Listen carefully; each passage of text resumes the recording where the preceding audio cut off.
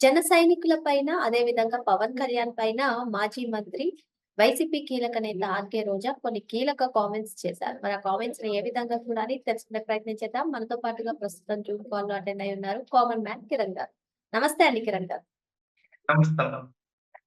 జన సైనికులు జెండా మోయడానికి తప్పిస్తే, పవన్ కళ్యాణ్ ప్యాకేజీలకి తీసుకోవడానికి తప్పిస్తే ఇంకెందుకు పనికిరారు అనే విధంగా మాజీ మంత్రి ఆర్‌కే రోజా కామెంట్స్ చేశారు. ఈ కామెంట్స్‌ని ఏ విధంగా చూడాలంటారు? ఇలాంటి మాటలు అనబట్టే ప్రశాంతంగా సినిమాలు చేసుకునే పవన్ కళ్యాణ్‌ని రాజకీయాల్లోకి తీసుకొనొచ్చి 151 సీట్లు వచ్చిన వైఎస్ఆర్ కాంగ్రెస్ పార్టీకి 11 సీట్లు రావటానికి మెయిన్ కారణం రోజా ఇది. సింపుల్‌గా ఇంతకన్నా సింపుల్‌గా ఇంకేం చెప్పక్కర్లేదమ్మా. ఎందుకు మీరు అన్న మాటలు గాని, మీరు చేసిన అభివృద్ధి గాని, నిజంగా 2019లో 151 సీట్లొచ్చి, 2024లో 11 సీట్లు వచ్చిన తర్వాత, మీరు చేసిన అభివృద్ధి ఏంటి అనేది ఇంక మేము పద్దాకలా నేను మాట్లాడాలా? చెప్పాలా? ప్రజలందరూ కూడా తీర్పు ఇచ్చిన తర్వాత ఇంక నేనేం మాట్లాడినా గూడా ఏదో డబ్బా కొట్టినట్టు ఉంటదమ్మా. అంటే అది అది పరిస్థితి. ఏది చేసినా సరే మా జగన్మోహన్ రెడ్డే చేశారు. చంద్రబాబు ఏం చేయలేదు. పవన్ కళ్యాణ్ ఏం చేయట్లేదు. ఈవెన్ పవన్ కళ్యాణ్ అయితే అసలు కనిపించట్లేదు అన్నట్టుగా మాట్లాడుతున్నారు కదా! పవన్ కళ్యాణ్ కనిపియట్లేదా? హ్మ్. రీసెంట్‌గా మీ తెలంగాణ కూడా వచ్చాడుగా. ఆ! తెలంగాణ మీ మీ అని కాదులే. నువ్వు ఆంధ్రప్రదేశ్‌లో ఆ! ఎమ్మెల్యేగా చేస్తావు. ఆ! అలాగే తెలంగాణలో ఆస్తులు కొంటావు. ఆ! తమిళనాడులో సాంబార్ తాగుతావు. ఆ!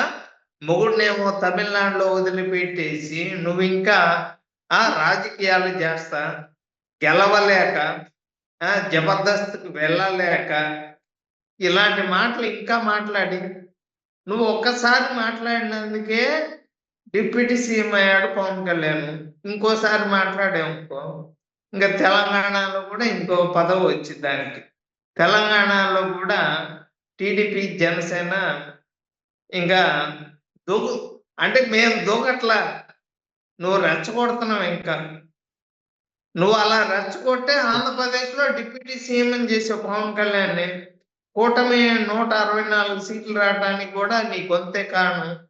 నువ్వు ఇలాగే మాట్లాడావనుకో, తెలంగాణలో కూడా ఇంకా అక్కడ కూడా కూటమి ఎంటర్ అవ్వటానికి నువ్వే లైన్ క్లియర్ చేస్తున్నావు. కూటమి సారథ్యంలో చంద్రబాబు నాయుడు గారు, పవన్ కళ్యాణ్ గారు ఏం చేసినా సరే అది మా జగనన్నే చేశారు అని చెప్పి చెప్పడం. అంతే కాకుండా క్రెడిట్ చోరీ చేస్తున్నారు అని చెప్పి రోజా గారు చెప్తున్నారు. ఏంటి మరి? ఎందుకంటే ఉన్న 11 సీట్లు వచ్చినాయి కదా! ఆ 11 జీరో రావటానికి ఇంకా ట్రై చేస్తున్నారు రోజా. అంటే 2029లో ఆ 11 కూడా 0 అవ్వటానికి రోజానే కారణం అయింది. వాళ్ళు ఏం చేయక కనీసం అసెంబ్లీకి నువ్వు ఎట్లొస్తావులే ప్రతిపక్ష హోదా కూడా లేని తర్వాత నాకు ప్రతిపక్ష హోదా ఇయ్యండి అని చెప్పి మాట్లాడి కనీసం రాష్ట్రంలో ఉండకుండా బెంగుళూరు యలహంక ప్యాలెస్‌కి వెళ్ళే జగన్మోహన్ రెడ్డి గురించి గాని, ఈ రోజా గురించి గాని, గుడివాడ అమర్నాథ్ గురించి గాని రీసెంట్‌గా పేరు నానికి అర్థమైంది. వాళ్ళ గురించి, వాళ్ళ పార్టీ గురించి, వాళ్ళు చేసిన డెవలప్‌మెంట్ గురించి అన్నీ తెలిసి ఆయనైతే తేరుకున్నాడు. వీళ్ళకి ఇంకా అర్థం కావట్లే ఇంకా. ఆ 11నే 0 చేసేదాకా వీళ్ళైతే ఊరుకునేటట్టు లేరమ్మా. రాష్ట్రంలో డెవలప్‌మెంట్ జరుగుతా ఎళ్ళిపోతా ఉంటది. వాళ్ళు అలాగా మాట్లాడుతూనే ఉంటారు. 29లో కూడా కూటమి అధికారంలో ఇంకొక 15 సంవత్సరాలు కూటమి అధికారంలోకి రావటం మాత్రం గ్యారంటీ. అయితే అది మాత్రం పక్కా అమ్మా.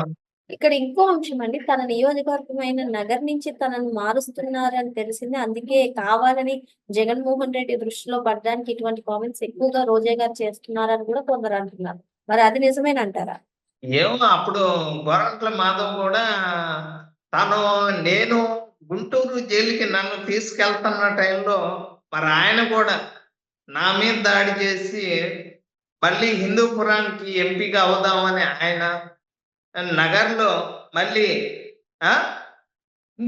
నగర్‌లో ఈళ్ళెక్కడా గెలవరు. అలాగే విడతల రజనీ గారు చిలకలూరిపేట నుంచి గుంటూరొచ్చారు. గుంటూరు నుంచి మళ్ళీ రేపల్లి పంపించారు.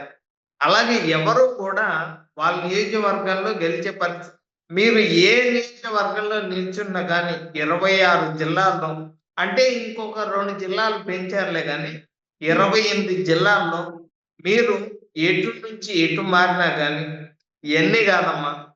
ఈసారి మొన్న రీసెంట్‌గా పులివెందుల్లో ఒంటిమిట్టలో టీడీపీ గెలిచింది.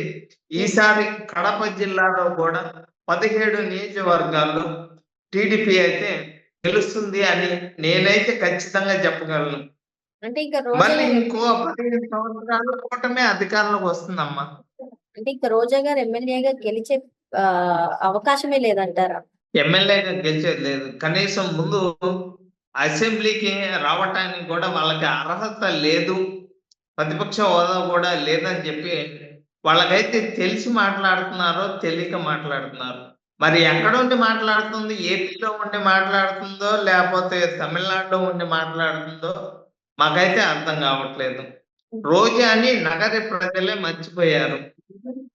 మీరమ్మ అసలు ఈ మాట మాత్రం ఎక్కడ ఎవరు గెలిచే పరిస్థితి లేదంటున్నారు వాళ్ళమ్మ. మేమే అధికారంలోకి వచ్చేది. అలా మాట్లాడే 151 సీట్లు పాపం చేశారు. 11ని 0 చేయాలిగా. రోజా నువ్వు దక్కబాకు రోజా. నువ్వు అదే విధంగా కూటమిని, పవన్ కళ్యాణ్‌ని ఇష్టం వచ్చినట్టు మాట్లాడి ఏళ్ళ తెలంగాణలో కూడా కూటమిని జెండా ఎగరేసే విధంగా రోజా అయితే చేస్తుంది. ఈ మాట అయితే సింపుల్‌గా నేను చెప్పగలను.